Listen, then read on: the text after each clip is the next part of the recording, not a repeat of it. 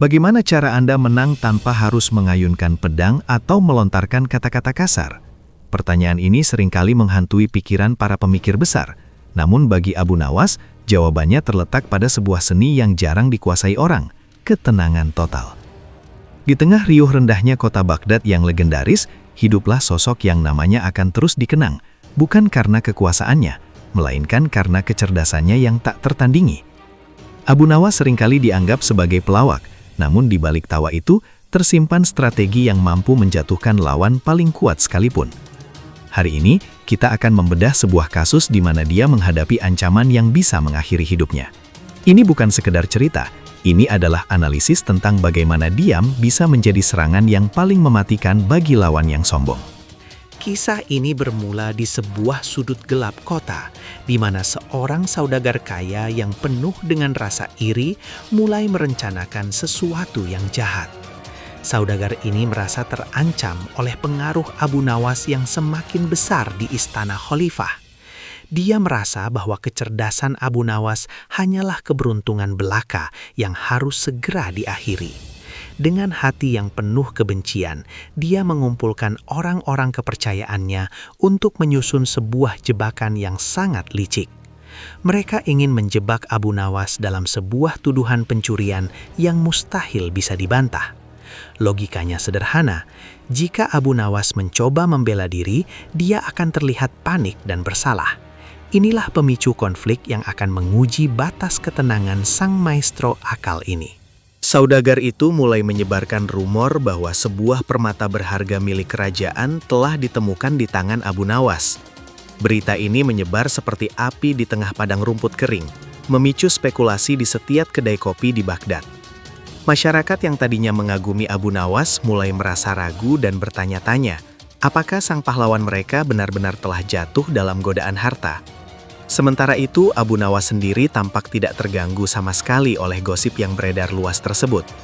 Dia tetap melakukan rutinitasnya seperti biasa, berjalan di pasar, dan menyapa orang-orang dengan senyum khasnya.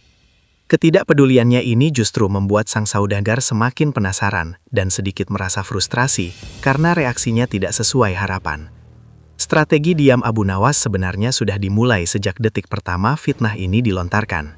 Tiba saatnya bagi sang saudagar untuk melancarkan serangan finalnya dengan membawa kasus ini ke hadapan sang khalifah. Dia tahu bahwa khalifah sangat mencintai keadilan, namun dia juga tahu bahwa bukti-bukti palsu yang telah dia siapkan akan sangat sulit untuk dipatahkan secara logika biasa. Di pengadilan yang megah itu, suasana terasa sangat tegang, seolah-olah oksigen di ruangan itu telah habis tersedot oleh kecemasan. Abu Nawas dipanggil ke tengah ruangan, berdiri sendirian tanpa pembela di sampingnya. Dia hanya menundukkan kepala, tidak menatap sang penuduh maupun sang raja dengan kemarahan. Sikap ini membuat banyak orang di ruangan itu berpikir bahwa Abu Nawas telah menyerah sebelum pertarungan dimulai. Namun, bagi mereka yang mengenal Abu Nawas, ini adalah ketenangan sebelum badai besar melanda. Sang saudagar mulai memaparkan tuduhannya dengan suara yang lantang dan penuh keyakinan di hadapan semua orang. Dia menunjukkan sebuah kotak kecil yang katanya berisi permata yang dicuri oleh Abu Nawas dari gudang istana.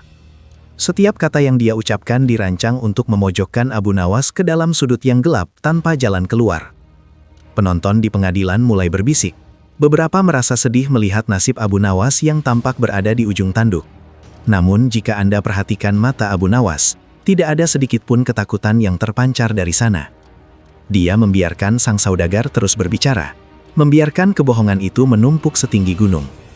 Dalam strateginya, semakin banyak lawan bergerak dan berbicara, semakin besar peluang mereka untuk melakukan kesalahan yang fatal. Khalifah kemudian menoleh ke arah Abu Nawas dan memberikan kesempatan baginya untuk memberikan pembelaan atau bantahan. Seluruh ruangan mendadak sunyi, menanti kata-kata cerdas apa yang akan keluar dari mulut sang legenda ini untuk menyelamatkan dirinya. Namun, yang terjadi sungguh di luar dugaan semua orang yang hadir di sana. Abu Nawas hanya menghela napas panjang dan berkata bahwa dia tidak memiliki kata-kata untuk membela diri dari tuduhan tersebut. Dia justru meminta sang saudagar untuk menceritakan lebih detail bagaimana proses pencurian itu terjadi menurut versinya sendiri. Ini adalah langkah yang sangat beresiko, namun juga merupakan umpan yang sangat jenius untuk memancing lawan masuk lebih dalam ke dalam perangkapnya. Abu Nawas sedang memainkan permainan psikologis tingkat tinggi, di mana dia membiarkan lawan merasa memiliki kendali penuh. Mendengar tantangan itu, sang saudagar merasa di atas angin dan mulai mengarang cerita yang sangat panjang dan mendetil tentang pencurian itu. Dia menjelaskan jam berapa, lewat pintu mana, dan bagaimana Abu Nawas menyembunyikan permata itu di balik jubahnya yang kotor. Cerita itu sangat meyakinkan bagi orang awam, namun Abu Nawas tetap diam, mendengarkan setiap detil dengan saksama seolah sedang menikmati dongeng malam. Dia memberikan anggukan kecil pada beberapa bagian cerita, yang membuat sang saudagar semakin bersemangat dan semakin berani mengarang kebohongan baru. Tanpa disadari, sang saudagar mulai memasukkan detil-detil yang sebenarnya saling bertentangan satu sama lain karena terlalu banyak bicara. Inilah awal dari kehancuran sang penipu, yang terperosok ke dalam lubang yang dia gali sendiri untuk orang lain. Analisa kita saat ini menunjukkan bahwa Abu Nawas tidak melawan secara frontal, karena dia tahu ego manusia adalah kelemahan terbesarnya. Dia membiarkan lawan bergerak bebas, memberikan panggung seluas mungkin agar lawan merasa sudah menang secara mutlak. Strategi ini sangat mirip dengan prinsip bela diri yang menggunakan kekuatan lawan untuk menjatuhkan lawan itu sendiri. Semakin banyak energi yang dikeluarkan lawan untuk menyerang, semakin lelah pertahanan mental mereka tanpa mereka sadari. Abu Nawas memahami bahwa dalam kebohongan yang besar, detail-detail kecil akan menjadi bumerang jika tidak dipelihara dengan konsistensi yang sempurna. Dia hanya perlu menunggu saat yang tepat ketika semua benang kebohongan itu menjadi kusut dan tidak bisa diurai lagi oleh sang penuduh. Ketegangan mencapai puncaknya ketika Khalifah mulai merasa ada yang aneh dengan detail cerita sang saudagar yang terlalu sempurna. Khalifah adalah orang yang bijaksana, dan dia mulai menangkap ketidakkonsistenan dalam narasi yang baru saja disampaikan dengan penuh semangat itu. Abu Nawas dengan langkah perlahan kemudian mendekati kotak yang berisi permata tersebut dan meminta izin untuk memeriksanya sebentar. Dia memegang kotak itu dengan lembut, seolah-olah itu adalah benda paling rapuh di dunia, namun tetap tidak mengucapkan sepatah kata pembelaan pun. Penonton menahan napas, bertanya-tanya apakah dia akan mencoba menghilangkan bukti atau melakukan trik sulap. Tapi Abu Nawas hanya tersenyum tipis, sebuah senyuman yang mengandung arti bahwa permainan ini sudah hampir berakhir bagi sang lawan. Dia menatap sang saudagar tepat di matanya, membuat sang penipu itu merasa dingin seketika di tengah udara Baghdad yang panas. Abu Nawas kemudian bertanya dengan suara lembut, "Jika memang saya yang mengambil ini, mengapa permata ini masih memiliki aroma minyak wangi milik Anda, wahai saudagar yang mulia?" Pertanyaan sederhana itu bagaikan petir di siang bolong bagi semua orang yang hadir, terutama bagi sang saudagar. Seluruh ruangan mendadak riuh, dan sang saudagar mulai berkeringat dingin karena dia memang telah memegang permata itu terlalu lama saat menyiapkannya. Dia mencoba membantah dengan mengatakan bahwa aroma itu mungkin berpindah saat dia menemukan permata tersebut dari tangan Abu Nawas.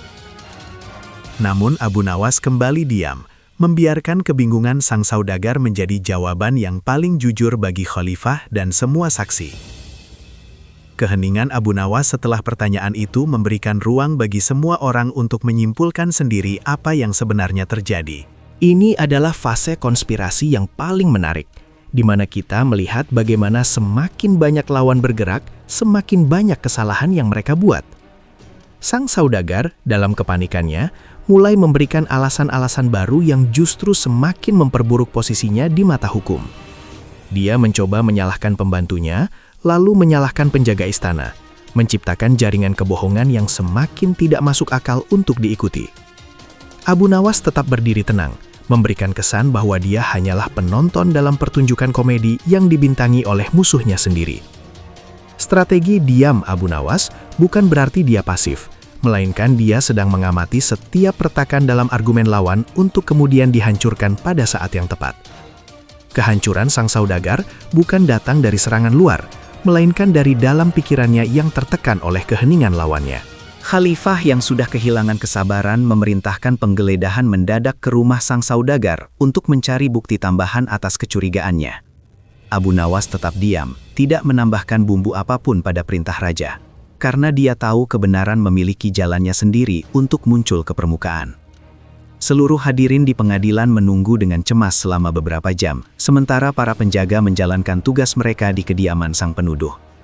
Selama waktu tunggu itu, Abu Nawas bahkan sempat terlihat duduk santai dan memejamkan mata, seolah-olah sedang menikmati tidur siang yang tenang.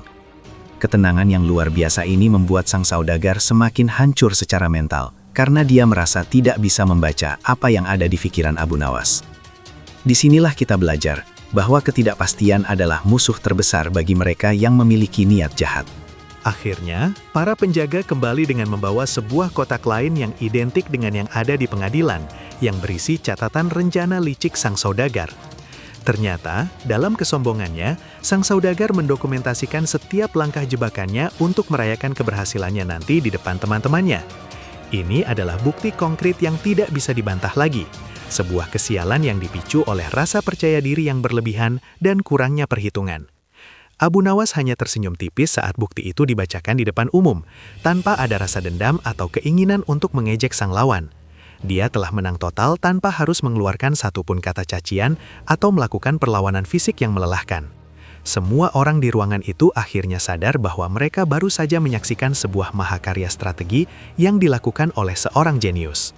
Sang saudagar akhirnya jatuh tersungkur di lantai pengadilan, memohon ampunan dari khalifah atas segala perbuatan jahat dan fitnah yang telah dia sebarkan. Khalifah, dengan kemarahan yang terkendali, menjatuhkan hukuman berat kepadanya dan memerintahkan agar seluruh hartanya digunakan untuk membantu orang miskin di Baghdad. Abu Nawas diminta untuk memberikan komentar terakhir atas kejadian ini. Namun, dia justru memilih untuk tetap rendah hati dan tidak menghakimi lebih jauh.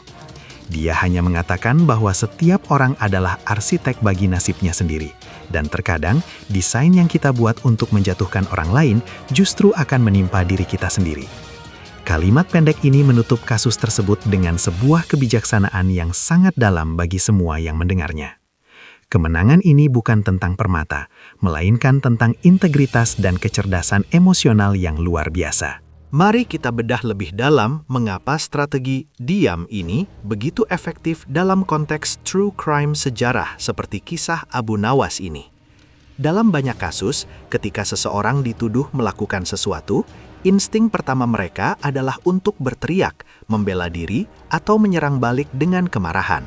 Namun, perilaku tersebut secara psikologis justru seringkali diinterpretasikan sebagai tanda bersalah atau ketidakstabilan emosional oleh orang di sekitarnya. Abu Nawas memilih jalur yang berlawanan dengan insting manusia pada umumnya, menciptakan sebuah kekosongan informasi yang memaksa lawan untuk mengisi kekosongan itu dengan bualan. Bualan inilah yang akhirnya menciptakan inkonsistensi karena sangat sulit untuk menjaga kebohongan tetap logis di bawah tekanan keheningan yang panjang.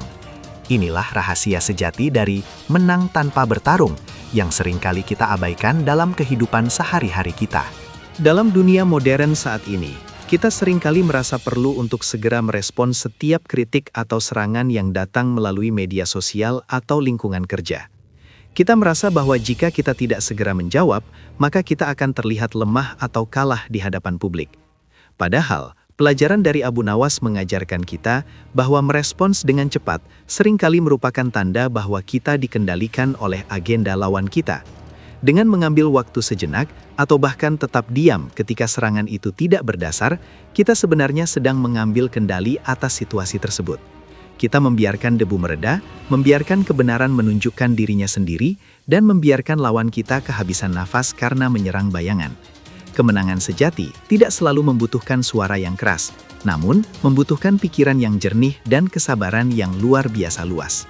Kisah ini juga menunjukkan pentingnya pengamatan yang tajam terhadap detail yang seringkali dianggap remeh oleh orang lain, seperti aroma minyak wangi pada permata tersebut. Abu Nawas tidak hanya diam, dia mendengarkan dan mengamati dengan seluruh indranya, mencari celah sekecil apapun yang ditinggalkan oleh sang lawan. Ketelitian ini adalah hasil dari pikiran yang tidak terganggu oleh amarah atau rasa takut, sesuatu yang hanya bisa dicapai melalui latihan mental yang panjang. Dia membuktikan bahwa kecerdasan bukan hanya soal seberapa banyak kita tahu, tapi seberapa tepat kita menggunakan apa yang kita tahu pada saat yang paling krusial. Dalam setiap konflik, ada satu detail kecil yang bisa membalikkan keadaan, dan tugas kita adalah menemukannya, sambil tetap menjaga ketenangan diri. Jangan biarkan emosi menutup mata Anda dari bukti-bukti yang sudah ada di depan mata. Setelah kejadian di pengadilan itu, reputasi Abu Nawas di Baghdad semakin melegenda. Namun, dia tetap menjadi orang yang sama yang suka duduk di kedai kopi. Dia tidak menggunakan kemenangannya untuk mencari kekuasaan lebih atau untuk membalas dendam kepada rekan-rekan saudagar tersebut yang mungkin ikut terlibat. Bagi Abu Nawas, pelajaran yang diberikan kepada dunia sudah cukup, dan dia lebih memilih untuk kembali ke kehidupan sederhananya yang penuh tawa. Kebebasan dari rasa dendam adalah bentuk lain dari kemenangan yang seringkali dilupakan oleh orang-orang yang mengejar kemenangan material belaka. Dengan tidak membawa beban kebencian, dia tetap menjadi sosok yang ringan dan cerdas, selalu siap menghadapi tantangan baru dengan senyuman. Inilah akhir yang indah bagi seorang petarung akal yang memahami bahwa musuh terbesar manusia sebenarnya adalah ego mereka sendiri. Kadang-kadang, diam memang merupakan strategi yang paling mematikan dalam sejarah interaksi manusia dari zaman dahulu hingga masa depan yang akan datang. Strategi ini mengharuskan kita untuk memiliki kepercayaan diri yang sangat kuat pada kebenaran yang kita bawa tanpa perlu divalidasi oleh teriakan orang lain. Abu Nawas telah mengajarkan kita bahwa kekerasan hanya akan melahirkan kekerasan baru, namun kecerdasan yang dibungkus dalam ketenangan akan melahirkan kedamaian. Dunia mungkin akan terus berubah dengan teknologi yang semakin canggih, namun prinsip-prinsip psikologi manusia yang dimainkan oleh Abu Nawas akan tetap relevan selamanya. Jadilah seperti air yang tenang, namun mampu menghanyutkan batu yang keras, atau seperti angin yang tidak terlihat, namun mampu merobohkan pohon yang sombong. Pilihan ada di tangan kita. Apakah kita ingin menjadi pemain yang reaktif atau master yang strategis? Sebagai penutup dari perjalanan narasi ini, mari kita renungkan kembali tindakan kita dalam menghadapi ketidakadilan atau serangan yang tidak beralasan dalam hidup. Apakah kita akan memilih untuk terbakar dalam api amarah, atau memilih untuk menjadi dingin dan jernih seperti Abu Nawas di tengah pengadilan Baghdad? Ambil sedikit dari kecerdasan dan ketenangan sang maestro akal ini untuk menjalani hari-hari kita dengan lebih bijaksana. Diam bukan berarti kalah. Diam adalah cara Anda mempersiapkan skakmat yang sempurna tanpa lawan menyadarinya sedikit pun.